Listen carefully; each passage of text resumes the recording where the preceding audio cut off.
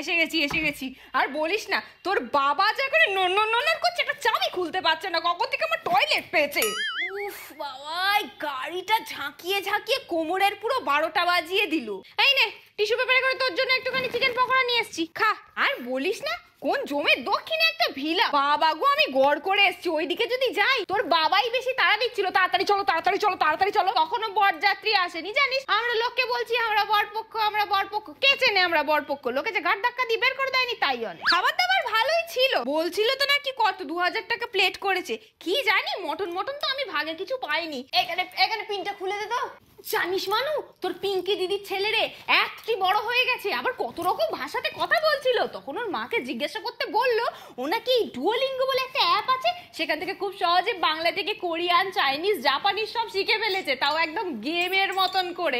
আর এখানে তো 40টারও বেশি ল্যাঙ্গুয়েজ শেখা যায়। আমি বললাম দাও আমাকে একটু ডাউনলোড করে দাও। আবার না ডেসক্রিপশন বক্সে লিংকটাও দিয়ে পাঠিয়েছে, তুইও দেখিস কিন্তু। হ্যাঁ জানিস, তোর ছোটকি পিসি এসেছিল তোর জন্মদিনের সময়, যখন নিমন্ত্রণ করলুম তখন এলো না। আর এখানে নিজের খোড়া পা নিয়ে, পেটে স্টোন নিয়ে সব চলে গেছে। কোন জমের দক্ষিণে? আর এই শহরের বুকে আমার বাড়িতে আসা গেল না।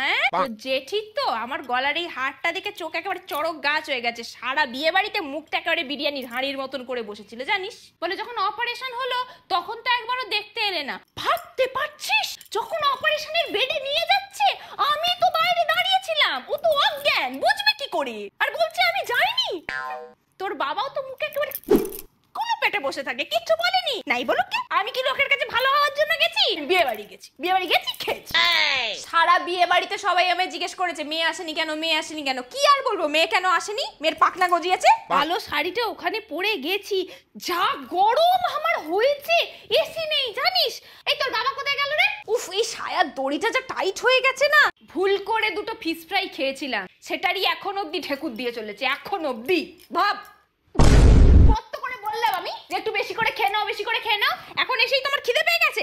আমি কিছু বানাতে পারবো না বাবা, বিস্কুট আছে, মুড়ি চিবিয়ে খাওগে যাও। তুমি একদম কথা বলবে না, তুই চুপ করে থাকো।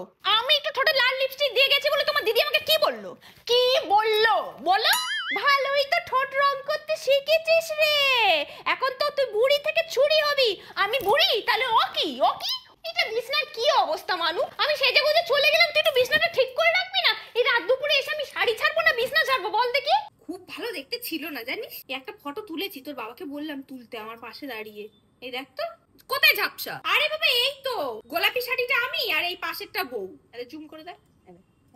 আরে নাকের ফুটো কোথায় দেখ না, তোর দাদার তুলনায় কিছু না। ভালো